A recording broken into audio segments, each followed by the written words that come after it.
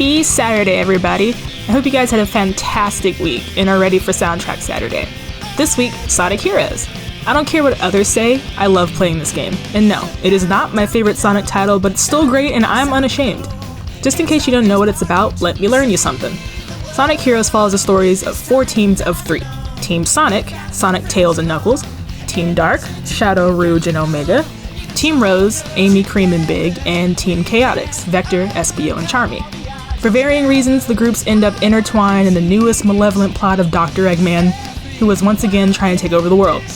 It's a wild ride for everyone from start to finish, and along the way, you encounter some pretty sick music, which is what we're here to talk about, so buckle up.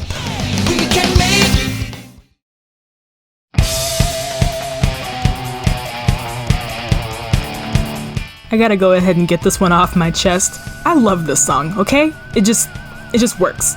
Vector the Crocodile, Espio the Chameleon, and Charmy Bee run their own detective agency. One day, they receive an unmarked package with an unnaturally long-distance walkie-talkie in it. The unknown voice ends up leading them on various missions that ultimately lead them to the overarching story's climax, but that's got nothing to do with the song. The song is Team Chaotix's theme song, and it does one hell of a job hyping up the team's members. Performed by Gunnar Nelson, the lyrics introduce each team member, explain the team's story in the game, and, most importantly, hype them up so incredibly hard. The chorus includes a wild crowd chanting Team Chaotix as if to say that this team has a mad fandom behind it. For a lot of people, Sonic Heroes was their introduction to these characters, so the song hyping them up was pretty important. Heck, the song even throws shade at Team Sonic, singing,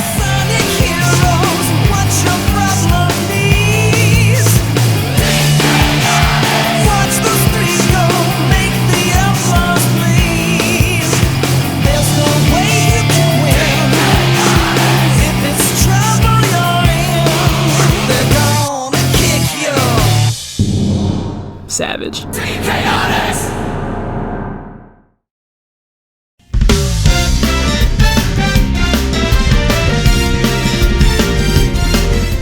Alrighty, now that my fangirling is out of the way, let's talk level background music.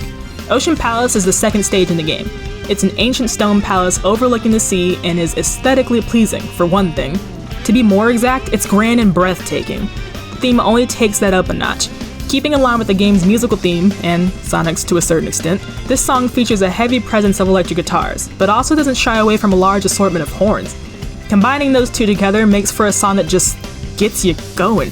It's worth noting that it has every right to be this upbeat and fun, considering this is only the second level in the game. Nobody really knows what kind of trouble they're getting into, which is obvious considering most every character will regularly remark on how beautiful the scenery is. So of course, what music goes better with a grand, beautiful palace over the sea than this guitar and horn combo? Nothing. Exactly.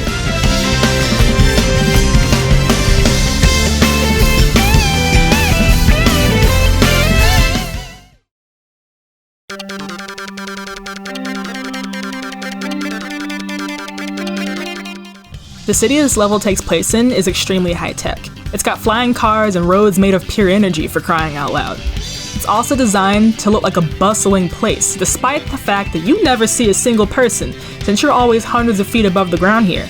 The music is made to sound busy too, having constant fast-paced sounds throughout the entire track. Plus, all those sounds are synthetic, which goes along with the complete lack of anything organic in this entire level. Seriously, not one tree, bush, or pigeon to be seen in the city. So, why would the music include anything inorganic in it? Makes perfect sense to me.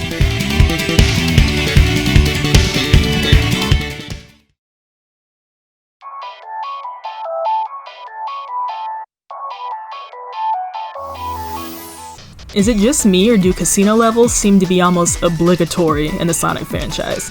Casino Park is, well, it's a giant park made out of casino games.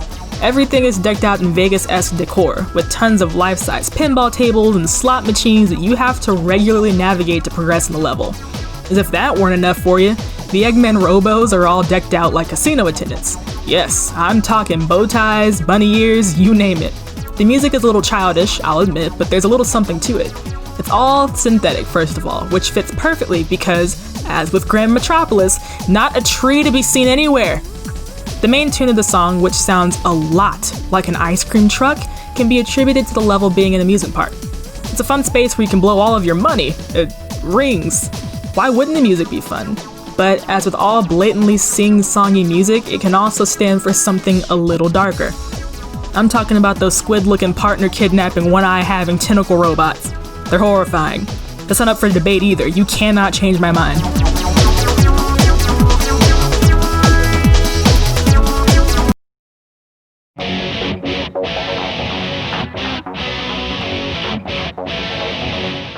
Bullet Station is an Eggman stronghold, so named because it's also a bunch of massive turrets constantly shooting bullets into various directions.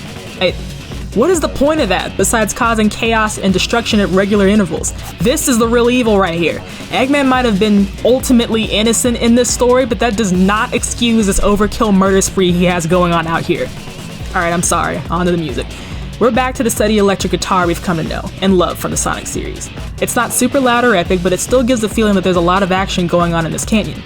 In addition to these aforementioned mega guns, you've got underground high-speed trains shuttling tons of tanks that I assume are meant for more Shadow clones. You also still have Eggman robos doing their absolute best but failing to be at all threatening. It's an active base for sure, and you're definitely running an invasion and destroying the whole thing, so the music makes total sense.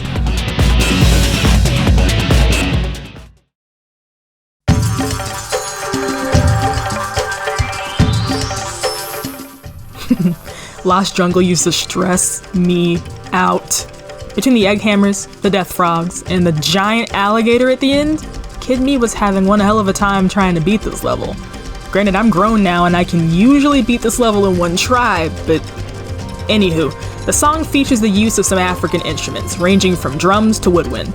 That's by design. Lost Jungle is called Lost for a reason. It's overgrown, it's got an unforgiving environment, and it's nature at its realest. The music doesn't ever rise in urgency either, is that the jungle will do what the jungle will do, which is kill you. You're in the jungle's territory, and you are at nature's mercy. The music steadily plays on no matter what you do, and honestly, that's the scariest part about nature. And this level.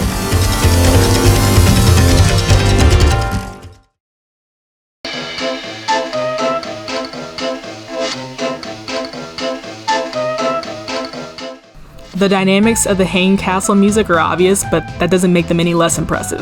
Payne Castle is the first resident creepy level of the game. It's got pumpkin ghosts, pumpkins that randomly pop up and scare you throughout the level, and egg bishops, freaky pumpkin magicians that are, at first, relatively peaceful, unless you flip them over. Speaking of flipping over, touching certain switches flips the entire castle upside down, and when the castle flips, so too does the music. It goes from the upbeat, vaguely spooky theme to something that's about a 6 out of 10 on the spooky meter. Things get a little darker, the sky is now under you, and the music now includes people speaking unintelligible words and a random person screaming in the background.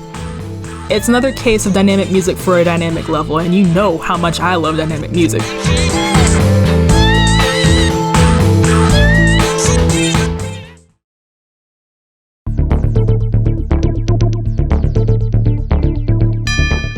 Mystic Mansion is the second resident creepy level of the game, and my favorite level overall. It's essentially a haunted mansion, but it's got some extra things up its sleeve. Everything from statues coming to life, a room full of pumpkin ghosts, a freaky virtual reality room, the skeleton basement, the endless hallway, I could go on. The best part about the music? It's dynamic again. But even more so than Payne Castle. Payne Castle only had 2 versions. Mystic Mansion has 6 different versions, all used for different things. It has an intro one that's only used in the foyer of the mansion.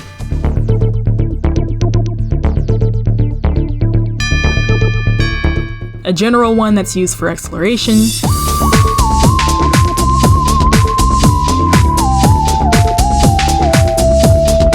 A version used for most fights against groups of enemies.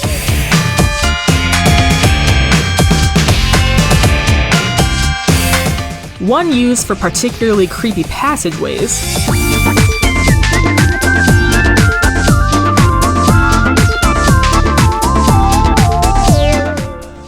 One for when you're trying to figure out puzzles.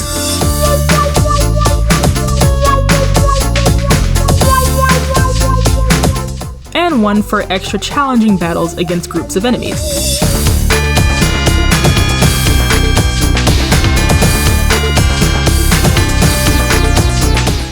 It transitions seamlessly from version to version every time you change rooms, and always makes for a perfect ambiance no matter what it is you're doing. Plus, they're all so good to listen to, and they're so diverse. Some versions are more rock heavy, while others are more techno, but they're all rooted in being at least a little bit creepy. Only a little bit, though.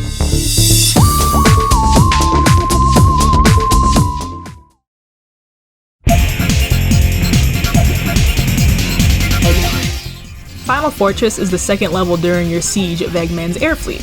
The sky has gone all stormy. Eggman is now throwing his best defenses and robots at you. The E2000 series, armored egg hammers, and even lasers. Yes, we've got it all in the final level. The point is, the level is dangerous and the plot is 0.3 seconds from reaching its height. Hence, the Final Fortress music is anything but fun. It sounds chaotic. It sounds depressing. It sounds like at any moment this whole place could explode. Which is ironic because that's exactly what you're trying to accomplish.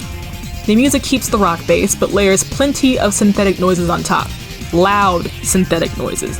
It's one thing to hear the music by itself, but when you add the thunder, the explosions, your teammates yelling, the sounds of the enemies attacking you, and the lasers, there's just so much danger in the air. There's no way to make this a comfortable level, and that's the point.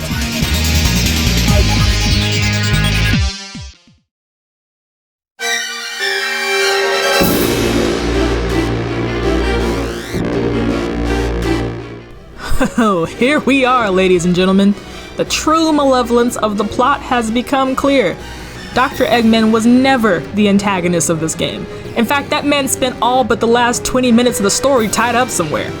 Instead, it was Neo Metal Sonic, which is just Metal Sonic going through a bit of a phase, masquerading as Eggman so he could steal the life data of the ultimate life form, i.e. Shadow, Chaos, meaning Froggy and Chocola, and the other heroes, and transform into this monstrosity. Turns out he's tired of getting his metal butt handed to him by Sonic and is just gonna rule the world himself, Eggman be damned. The music though? No rock here. It's a strong, angry orchestra going to town on those strings. The theme is incredibly urgent and climactic and really shows just how unhinged and bloodthirsty Metal Sonic has become, as if his cape and spiky kneecaps wasn't enough of a clue.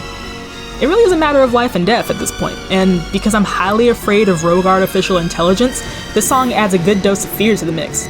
It's the final battle, folks, and the final battle deserves over-the-top, crazy final battle music.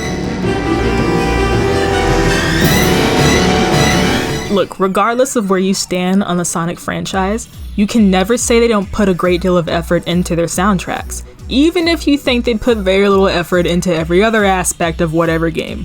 Sonic Heroes is no exception, and that's definitely a hill I'm willing to die on. I hope you enjoyed Soundtrack Saturday this week. If you did, let me and YouTube know by hitting that like button with a homing attack. And until next time, you guys. Peace.